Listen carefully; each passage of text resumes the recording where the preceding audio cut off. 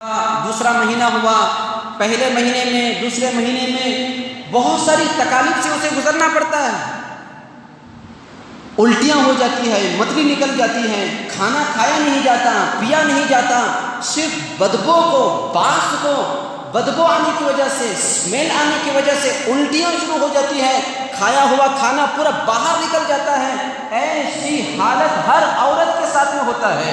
پہلا مہینہ شروع ہو گیا، دوسرا مہینہ شروع ہو گیا، تکلیف اتنی ہو جاتی ہے، پورے بدن پر اثر پڑ جاتا ہے۔ ہڈی کٹی تھی، مضبوط تھی، طاقتور تھی، اسٹرانگ تھی، ابھی 3 مہینے گزر گئے، 4 مہینے گزر گئے، حالت اس کی جسم پر، اس کی بدن پر حالت اس کی ٹیڑھی ہو گئی، حالت بدل گئی، اس کی پریشان ہو گئی۔ ایسی حالت ہر عورت جو کہ حاملہ ہوتی ہے، امید سے ہوتی ہے، ڈیلیوری پر آنے کا جو ہوتا ہے، اس کی جو حالت بنی ہو جاتی ہے، ایسی حالت اس کی بن جاتی ہے۔ لیکن جب حضرت جناب نبی کریم صلی اللہ علیہ وسلم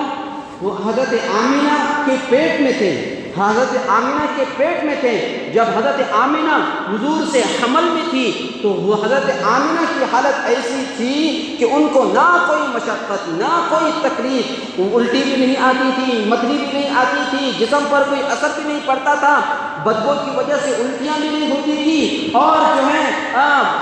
جسم کے اوپر کوئی اثر بھی نہیں پڑا ہوا تھا، ہڈی کٹی تھی، کوئی فرق جسم پر، بدن پر، حالت پر، طاقت پر کوئی کسی بھی قسم کی کمزوری لاحق حضرت آمینہ پر نہیں ہوئی تھی، بلکہ اور زیادہ اچھائی اور زیادہ فرحت اور خوشبو محسوس کرتی تھی حضرت آمینہ۔ حضور صلی اللہ علیہ وسلم حضرت آمینہ کے پیٹ میں 2 مہینے کے ہیں، ان کے والد حضرت عبداللہ بن عبد المطلب یہ انتقال کر جاتے ہیں، وفات پا جاتے ہیں۔ حضور ابھی 2 مہینے کے حضرت آمینہ کے پیٹ میں ہیں، باپ کا سایہ ان کے اوپر سے گزر گیا، لیکن جب حضرت آمینہ 2 مہینے سے ہیں، 2 مہینے سے امید سے ہیں، تو ایسی حالت حضرت آمینہ کی تھی، بجائے پریشان ہونے کے، بجائے تکلیف میں ہونے کے اور خوشیاں مناتی تھی۔ بہت سارے اس وقت میں جاہلانہ سماج ہونے کے باوجود اور بہت سارے بدعات والے سماج ہونے کے باوجود ان کے جسم سے، ان کے جسم سے، چہرے سے اور پورے بدن سے خوشبو پھیلتی تھی، تکلیف ہونے کے باوجود خوشبو پھیلتی تھی۔ بہت سارے سماج ایسا جاہلانہ سماج تھا، لوگ آ کر کے حضرت عبد المطلب کو کہتے کہ دیکھو تمہاری بہو کو دیکھ لو۔ سماج اس وقت میں، سماج میں ایسا تھا، جس کسی کا شوہر کا انتقال کر جاتا تھا تو وہ نہ کوئی خوشبو لگا سکتی تھی، نہ کوئی پرفیوم لگا سکتی تھی، نہ کوئی اپنے آپ کو سنوار سکتی تھی، بالکل بے سوار ہو کر خوشبو لگائے بغیر گھر میں رہنا، یہ اس وقت میں جاہلانہ ایک سماج بنا ہوا تھا۔ اس وقت میں بھی آ کر کے عورتیں آ کر کے عبد المطلب سے کہنے لگے تمہاری بہو کو ذرا سا سمجھاؤ، تمہاری بہو کو تھوڑا سا سمجھا لو، دیکھو بیوہ ہونے کے باوجود، بیوہ ہے، شوہر کا انتقال ہوا ہے، اور ابھی بھی جب باہر گھومتے ہیں تو خوشبو لگا کر کے گھومتے ہیں، بدن سے خوشبو آتی ہے، عطر نکلتا ہے، خوشبو مہکتی رہتی ہے، پورا محلہ خوشبو سے معطر ہو جاتا ہے، سمجھاؤ اپنے بہو کو۔ حضرت عبد المطلب نے اپنے بہو کو بلایا، کہا آمینہ کیا ماجرا ہے، آمینہ کیا ماجرا ہے، میں سن رہا ہوں کئی عورتیں آ کر کے تمہارے بارے میں کمپلینٹ کر رہی ہے کہ تم باہر جب جاتی ہو، گلیوں میں جاتی ہو، اپنے رشتہ داروں کے یہاں جاتی ہو، اپنے قرابت داروں کے یہاں جاتی ہو، خوشبو لگا کر کے جاتے ہو، بیوہ ہونے کے باوجود تم خوشبو لگا رہے ہو، یہ کیسا سماج ہے، لوگ شکایت لے کر کے میرے پاس آ رہے ہیں۔ حضرت آمینہ فرماتی ہیں اے سسر جی، اے عبد المطلب صاحب، آپ خوشبو کی بات کرتے ہو، آپ نہیں جانتے میرے ساتھ کیسے کیسے حالات پیش آ رہے ہیں، کیسے کیسے ماجرا میرے ساتھ میں ہو رہا ہے۔ جب میں چلتی ہوں دھوپ کے اندر، آسمان میرے اوپر سایہ کر دیتا ہے اور ایک سایہ کی شکل میرے سر پر آ جاتی ہے، بادل منڈلاتا رہتا ہے۔ جب میں زمین پر چلتی ہوں تو میرے تلوے اور میرے پیر کے نیچے اگر کوئی پتھر آ جاتا ہے، وہ پتھر خود بخود روئی کی طرح نرم ہو جاتا ہے اور میرے پیر کو محسوس ہونے لگتا ہے۔ اور جب میں کہیں جاتی ہوں، چٹانوں کے پاس جاتی ہوں، چٹانوں سے مجھے سلام کی آواز آنے لگتی ہے۔ جب میں پتھروں کے پاس گزرتی ہوں، پتھر مجھے سلام کرنے لگتے ہیں۔ جب میں کوئی جنگل میں جاتی ہوں، درخت میرے سامنے آ جاتا ہے، درخت نے مجھے سلام کیا، مجھے درختوں کے سلام کرنے کی آواز میں محسوس کرنے لگتی ہوں۔ اور مجھ سے پہلے عورتیں کسی کنویں کے پاس پانی لینے کے لیے رسی سے نکال کر پانی لینے کے لیے جب جاتی ہیں، وہ عورتیں رسی کھینچ کر ڈول سے پانی نکالتی ہیں۔ جب میری باری آ جاتی ہے تو مجھے رسی نکالنے کی ضرورت نہیں پڑتی، خود بخود کنواں پانی اوپر آ جاتا ہے اور میں آسانی سے پانی نکال لیتی ہوں۔ یہ حالت میرے ساتھ میں ہو رہی ہے اور تم خوشبو کی بات کرتے ہیں۔ تو حضور کی ولادت جسمانی اتنی معزز محترم تھی۔ حضور جب پیدا ہوئے، مختون پیدا ہوئے، ختنہ شدہ پیدا ہوئے، اور جب پیدا ہوئے خوشبو اتنی عام ہو گئی تھی، اتنی عام ہو گئی تھی پورے مکے کے اندر ہر کوئی گھر ایسا نہیں تھا جو حضور کی ولادت کے وقت میں خوشبو کو محسوس نہ کیا۔ نبی کریم صلی اللہ علیہ وسلم کی ولادت جسمانی جب ہوئی تھی تو اس وقت میں حضور ابھی 3-4 دن کے ہیں، 3 دن کے 4 دن کے، ابھی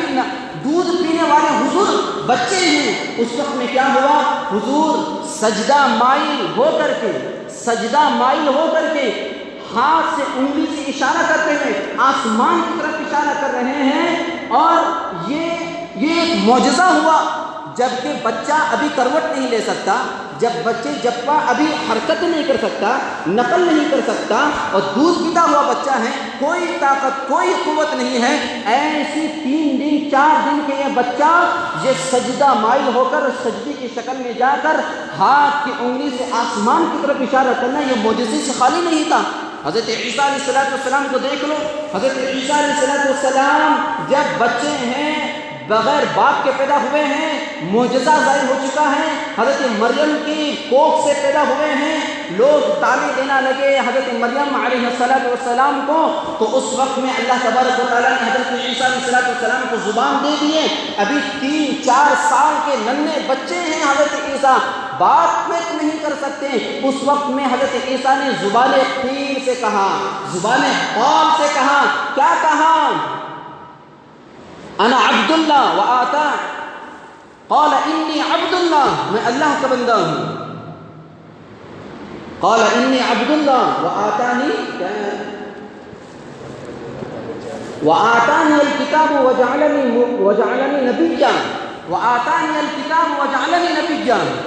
کہا حضرت عیسیٰ علیہ السلام نے کہ میں اللہ کا بندہ ہوں، میں اللہ کا پیدا کردہ بندہ ہوں، اللہ نے مجھے پیدا کیا ہے۔ وآتانی الکتاب، اور مجھے حضرت عیسیٰ فرماتے ہیں اس وقت میں چھوٹے ہیں، بچے ہیں، اس وقت میں زبان قال سے کہتے ہیں میں ابھی بچہ ہوں، اللہ نے مجھے کتاب دے رکھی ہے، مجھے نبی اللہ تبارک و تعالیٰ نے بنایا، نماز کا تذکرہ کیا، زکوٰۃ کا تذکرہ کیا۔ حضرت عیسیٰ علیہ السلام میں یہاں حضور پیدا ہوئے، حضرت عیسیٰ زبان سے قال سے کہہ رہے ہیں، زبان سے کہہ رہے ہیں، اور حضور یہاں پر پیدا ہوئے، حضور عمل کر کے دکھا رہے ہیں،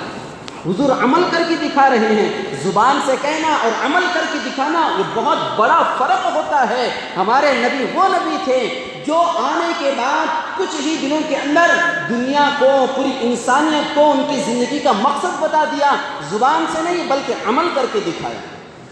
بلکہ عملی دعوت حضرت اللہ کے نبی علیہ السلام نے پوری امت کو دکھایا۔ حضرت عیسیٰ نے زبان سے کہا لیکن حضور نے عمل کر کے دکھایا، سجدہ مائل ہو کر آسمان کی طرف انگلی سے اشارہ کر کے کہ دیکھو میں توحید لے کر آ رہا ہوں، اور سجدہ مائل ہو کر کے اشارہ کیا، دیکھو میں نماز لے کر کے آ رہا ہوں، تم اللہ سے مانگنے کے لیے نماز کو ذریعہ بنا لو۔ یہ حضرت اللہ کے نبی علیہ السلام نے پیدا ہونے کے ساتھ ہی یہ کیا تھا۔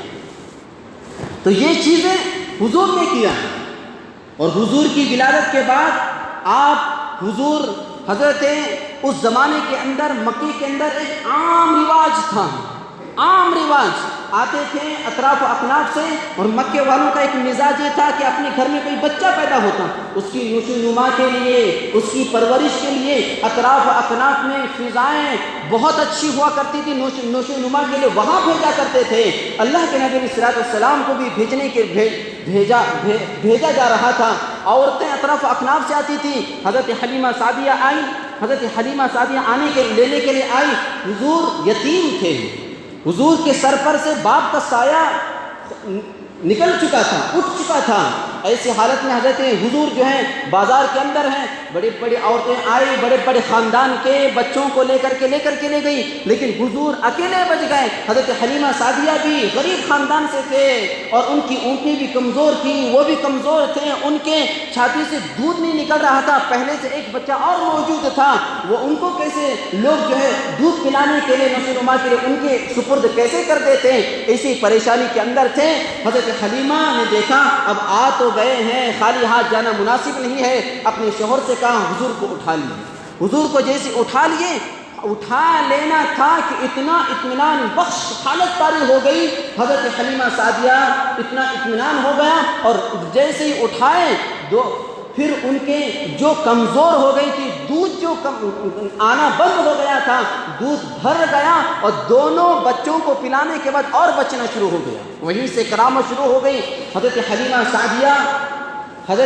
سعدیہ نے یہ کرامت اپنے ہاتھوں سے دیکھا۔ حضرت حلیمہ سعدیہ دیکھ رہے ہیں اتنا حسن و جمال، اتنا جمال ہے، اتنا کمال ہے اس بچے کے اندر، پورا کا پورا مکہ پریشان ہے، پورے کے پورے مکے کے سرداران پریشان ہیں، عبد المطلب بھی پریشان ہیں، حضرت آمینہ بھی پریشان ہیں، حضرت حلیمہ سعدیہ بھی پریشان ہیں، کتنا خوبصورت بچہ، کیا حسن و جمال ہے اس بچے کے اندر، سب کے سب پریشان ہیں۔ حضرت کوئی عبد المطلب کہتے ہیں میں نے پورے عرب کے اندر ایسا خوبصورت بچہ نہیں دیکھا، کوئی سردار آ کر کے دیکھتا ہے پورے جزیرۃ العرب کے اندر میں نے ایسے خوبصورت بچہ نہیں دیکھا۔ ہر ایک اپنے اپنے اعتبار سے حضور کے حسن و جمال کے اعتبار سے اپنا اپنا تبصرہ کر رہے ہیں، تذکرہ کر رہے ہیں حضور کے بارے میں۔ حضرت جبریل علیہ السلام کہتے ہیں قلبت مشارقها ومغاربها، میں نے مشرق و مغرب کے اندر دیکھا، حضرت آدم سے لے کر اب تک جتنے بھی بچے ہوئے ہیں، جتنی بھی ولادتیں ہوئی ہیں، ہر ایک کو میں نے دیکھا ہے، لیکن جو حسن و جمال، جو خوبصورتی، جو خوب روئی، جو پری روئی جو اس بچے کے اندر ہے، میں نے نہ مشرق میں دیکھا ہے نہ مغرب میں دیکھا ہے، ایسا حسن و جمال اللہ نے ہمارے نبی کے اندر دیا تھا، ایسا حسن و جمال۔ اب حضرت حلیمہ سعدیہ بچے کو لے کر کے جا رہے ہیں، حضور کو لے کر کے جا رہے ہیں، آئے تھے ایک کمزور اور لنگڑی اونٹنی پر بیٹھ کر کے، اور جیسے ہی حضرت حلیمہ سعدیہ اپنے حضرت حضور کو محمد کو بٹھا کر کے لے کے جا رہے ہیں، اچانک حضور کے وہ سوار ہونے کی وجہ سے وہ اونٹنی جو کمزور تھی اچانک طاقتور ہو گئی، وہ اونٹنی جو لنگڑی تھی وہ اچانک مضبوط ہو گئی، اور پھر اتنا تیز دوڑنے لگی، جو حضرت حلیمہ سعدیہ کے ساتھ میں جو ان کی سہیلیاں آئی تھی، ان کے ساتھ میں جو چل کر آئی تھی بچوں کو لینے کے لیے، ہر ایک کہہ رہے ہیں ارے کیا ہوا، گاڑی بدل لیے، گاڑی نہیں لے لیے، کیا ہو گیا، سوار کو اتنی طاقت، اتنی تیز رفتار سے دوڑ رہی ہے، یہ اونٹنی کیا ماجرا ہے، کیا تم نے مکے کے اندر کسی نئی اونٹنی کو خرید لیا ہے؟ حضرت حلیمہ سعدیہ نے کہا اونٹنی نہیں بدلی ہے، سوار بدلا ہے، سواری نہیں بدلی ہے بلکہ سوار بدلا ہے۔ حضرت حلیمہ سعدیہ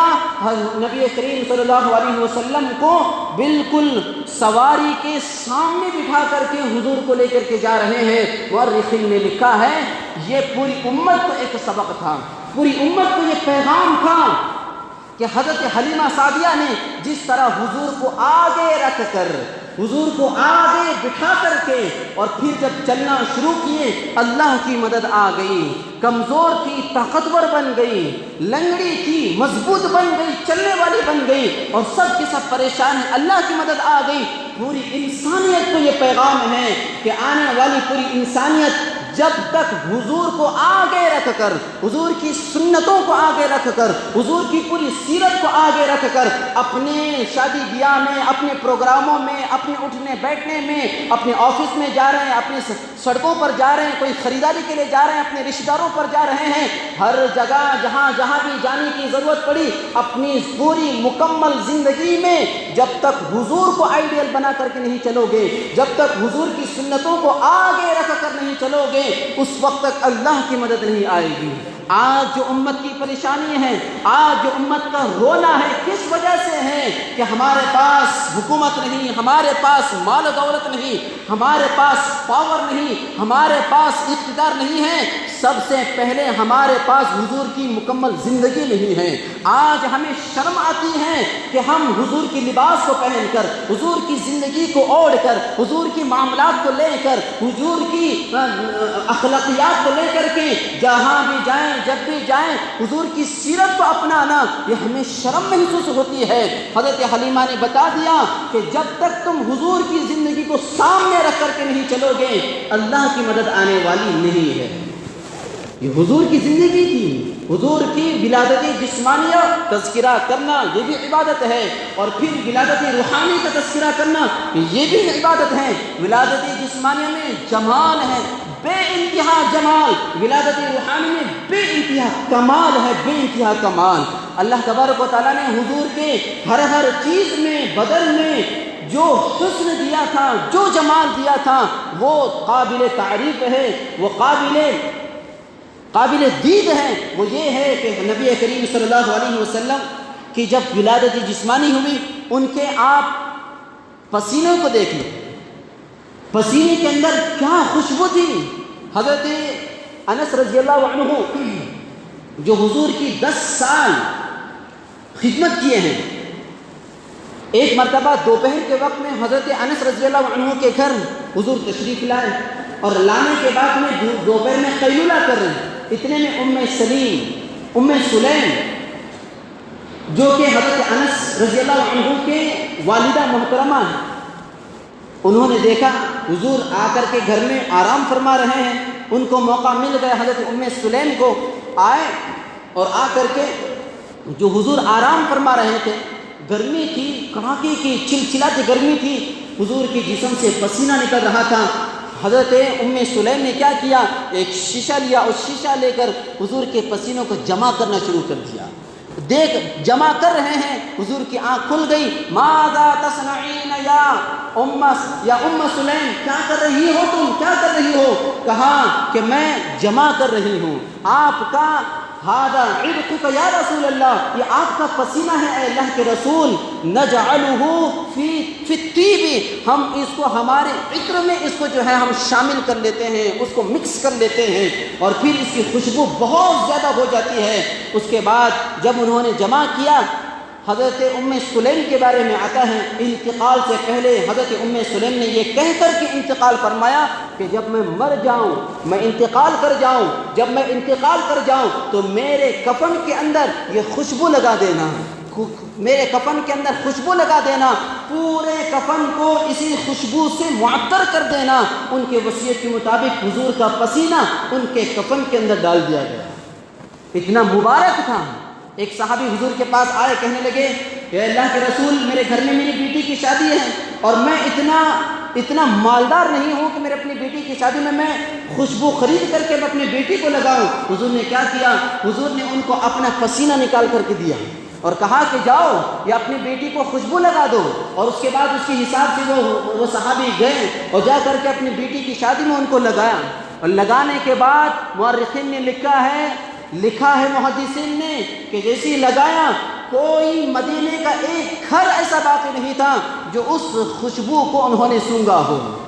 جنہوں نے محسوس نہیں کیا ہو۔ اتنا معطر ان کا گھرانہ ہو گیا تھا، یہاں تک کہ لوگ جو ہیں اس گھر کو بیت المتبین کہا کرتے تھے، یعنی خوشبو والا گھر، عطر والا گھر، خوشبو والا گھر، انہوں نے ان کو نام دے دیا تھا۔ اتنی بابرکت حضور کے پسینے کے اندر خوشبو مہکتی تھی، ٹپکتی تھی۔ اب یہ ہے کہ حضور کی بعثت اور حضور کی ولادت کے وقت میں خوشی منانا الگ چیز ہے، خوش ہونا الگ چیز ہے، اور خوشی منانے کے طریقوں کو اختیار کرنا، اسباب کو اختیار کرنا، یہ الگ چیز ہے۔ اللہ نے قرآن مجید کے اندر فرمایا قل بفضل اللہ وبرحمتہ فبذلک فلیفرحوا، اے نبی جی کہہ دیجئے اللہ کے فضل سے، اللہ کی رحمت سے تم خوش ہو جاؤ۔ مفسرین نے لکھا، بعض مفسرین نے لفظ فضل کی جگہ حضور کی ذات سے تذکرہ کیا ہے، بعض مفسرین نے لفظ رحمت کی جگہ حضور کی ذات سے تذکرہ کیا ہے۔ مفسرین نے جو اختلاف کیا وہ الگ چیز ہے، لیکن حضور کی بابرکت، حضور کی ذات مقدس کی وجہ سے خوشیاں منانے کا حکم اللہ نے دیا۔ کوئی بدبخت، کوئی غلیظ قسم کا انسان ہوگا جو حضور کی بعثت اور آمد پر خوش نہ ہو، لیکن یہ الگ چیز ہے، خوش ہونا، خوشی منانا الگ چیز ہے، اور خوشی منانے کے طریقے اختیار کرنا یہ ایک الگ چیز ہے۔ آج خاص طور پر جو کچھ بھی ہو رہا ہے، حضور کی آمد پر جو خوشیاں منائے جا رہے ہیں اور جو اسباب اختیار کیے جا رہے ہیں، جو طریقے اختیار کیے جا رہے ہیں، اللہ کی پناہ، اس کی اجازت کوئی مسلک والا نہیں دیا تھا، اس کی اجازت کوئی عالم دین نے نہیں دیا، اس کی اجازت کوئی مفتی صاحب نے نہیں دیا ہے۔ آج جو خوشیاں منانے کی جو طریقے اپنائے جا رہے ہیں، خاص طور پر ہمارے اس ملک میں اور ہمارے شہر کے اندر، نہ جانے کتنے واہیات، کتنے خرافات، کتنے بدعات، اس کے نام پر کتنی فضول خرچیاں ہو رہی ہے۔ کون سے عالم دین نے اجازت دی کہ اس حضور کی آمد کے